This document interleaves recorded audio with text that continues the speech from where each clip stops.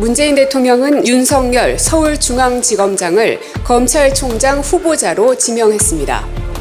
무거운 책임감을 느낍니다. 여러분들 많이 좀 도와주시길 부탁드리고 여러 가지 잘 준비를 하겠습니다.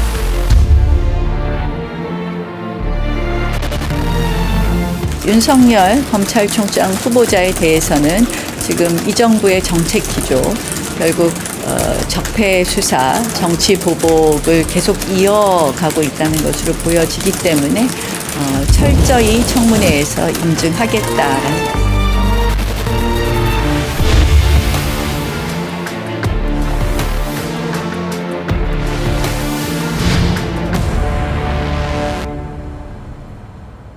윤석열 검찰총장 후보자의 인사청문회가 코앞으로 다가왔습니다.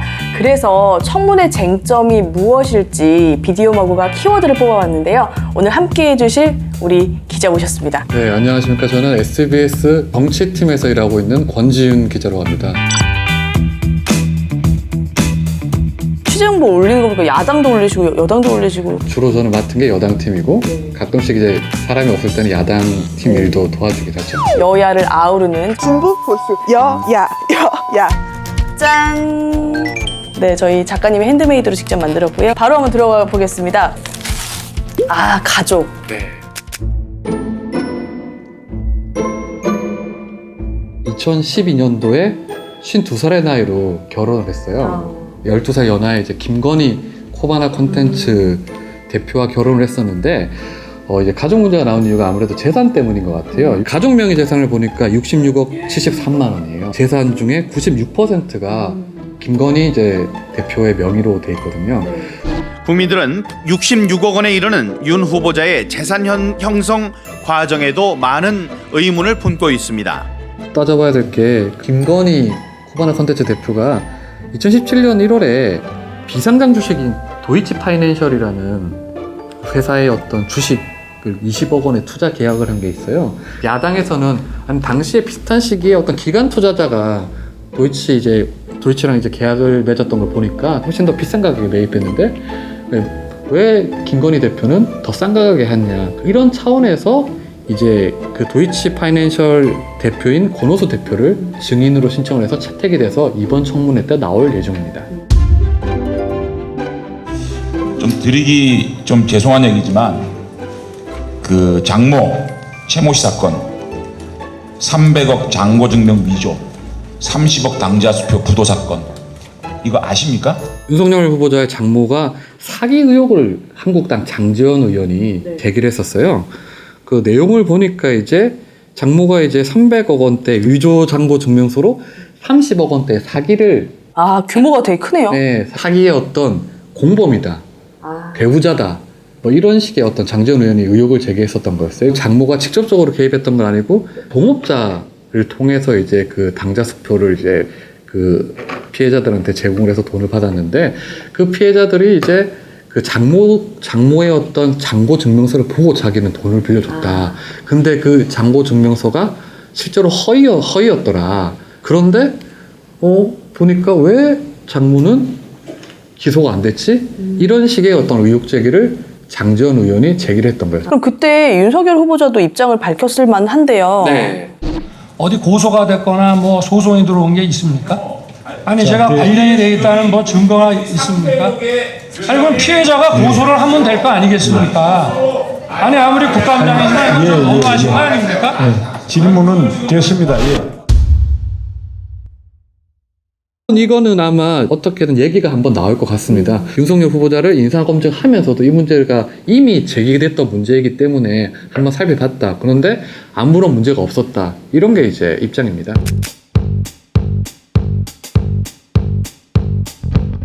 자연스럽게 개인 얘기로 넘어가는데 병역 문제는 원래 청문회 단골이잖아요. 네, 병역 면제는 맞습니다.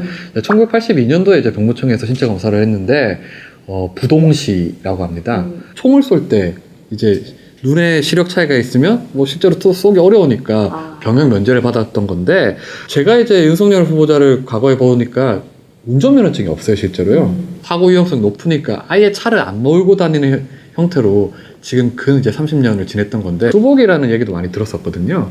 논란거리가 되겠지만 부적절한 어떤 뭔가 있었다 이렇게만 보기는 좀 어렵지 않겠나라는 게 제가 지금까지 본 결과입니다. 예. 두 번째 키워드 가보겠습니다. 네. 용산 세무서장, 특정 인물이 거론이 됐네요. 네. 전 용산 세무서장인데 친동생이 지금 현 법무부 검찰국장인 윤대진 검사장입니다. 아주 막역한 사이입니다.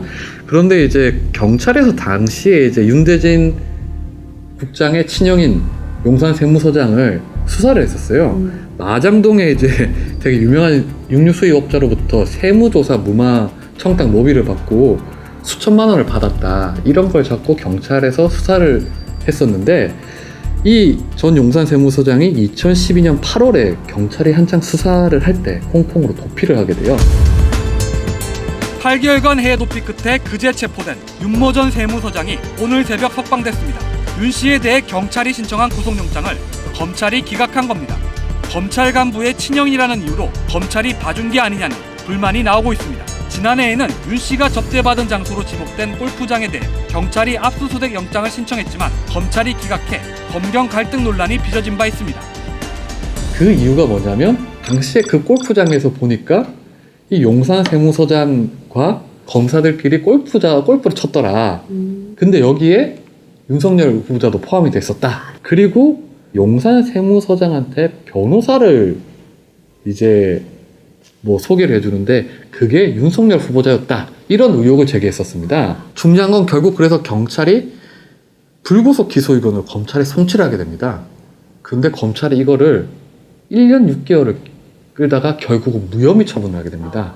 포인트가 바로 이 부분인가요? 네, 그렇죠. 증인 채택이 총 5명이 됐는데 이 중에 4명이 용산 세무서장 관련된 사건 증인들이에요. 수사를 담당했던 경찰 2명과 윤석열 후보자가 이 용산 세무서장에게 소개했다는 의혹이 제기된 변호사와 그리고 용산 세무서장 윤모 씨. 굉장히 볼 게 많은 포인트네요, 이 부분은. 그렇죠. 이게 이제 용산 세무서장이랑 같이 골프를 쳤다라는 의혹부터 이 사람한테 변호사를 소개해줬다는 의혹, 그리고 1년 6개월 뒤에 무혐의 처분할 때 부적절한 외압 있지 않았냐 이런 의혹이 제기를 야당에서 하는 건데 한국당 입장에서는 그런 점을 또 노리는 것 같아요. 지금 이제 윤석열 후보자가 검찰총장이 되면 그 다음 서울중앙지검장으로 유력하게 거론되는 인사가 윤대진 검찰국장입니다. 한 번에 두 사람에 대한 검증을 그렇죠. 하는 셈이 되는 거네요. 소위 말하는 일타 쌍피를 노리고 그렇게 하는 거 아니냐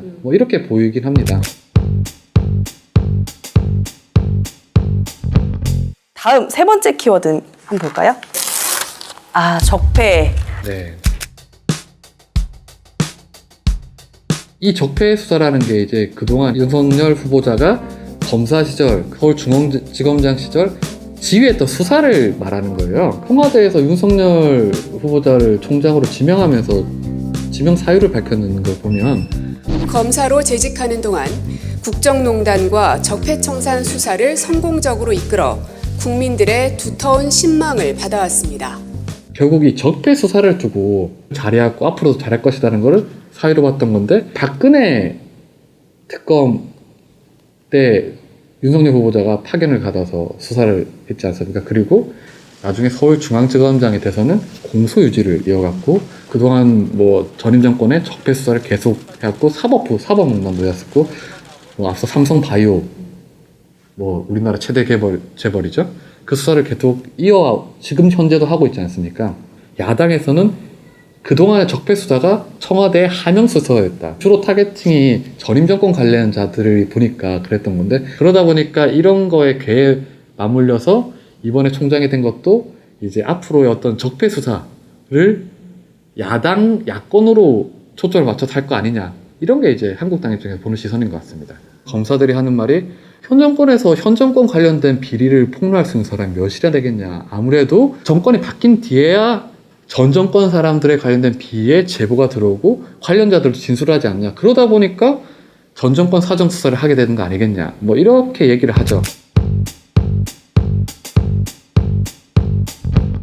많은 분들이 관심 갖는 것 중에 하나가 황교안 대표하고의 질긴 인연이라고 해야 될까요? 네. 국정원 댓글 사건 수사팀장이었던 윤 후보자가 원세훈 전 국정원장을 선거법 위반 혐의로 기소하겠다고 하자 법무부 장관이었던 황 대표 측이 반대의 뜻을 내비친 겁니다. 거듭된 갈등 끝에 윤 후보자는 국정감사장에서 외압이 있었다고 폭로했습니다. 중대범죄고 수사를 해야 된다는데 하지 마라라고 하는 것에 대해서는 그 지시는 따르면 안 되는 겁니다. 지시 자체가 위협한데 그걸 어떻게 따릅니까? 황교안 법무부 장관하고도 관계가 있는 얘기죠? 무관하지는 않다고 생각합니다. 그렇습니다. 장관은 수사 보고를 받아서 그에 대한 의견을 얘기할 수가 있습니다. 그런 합법적인 이야기를 한 것 외에 부당한 압력 없습니다. 황교안 이제 대표 같은 경우에 당시에 이제 윤석열 후보자가 그 박근혜 수사를 할 때도 당시 권한 대행을 했었지 않습니까? 청와대 압수수색 영장을 거부를 하고 그 특검 수사 연장까지 또 거부를 했었습니다. 그러다 보니까 이제 아주 질긴 악연이라고 하는데 그래서 황교안 대표가 뭐 증인으로 나오네 만에 계속 얘기 나오던데 여당에서는 이제 황교안 당대표를 증인으로 신청하긴 했었는데 그건 이제 빠졌죠. 직접 청문회장에서 만나는 일은 없는 걸로. 그렇죠, 예. 마지막 한번 키워드 한번 볼까요? 요게 아마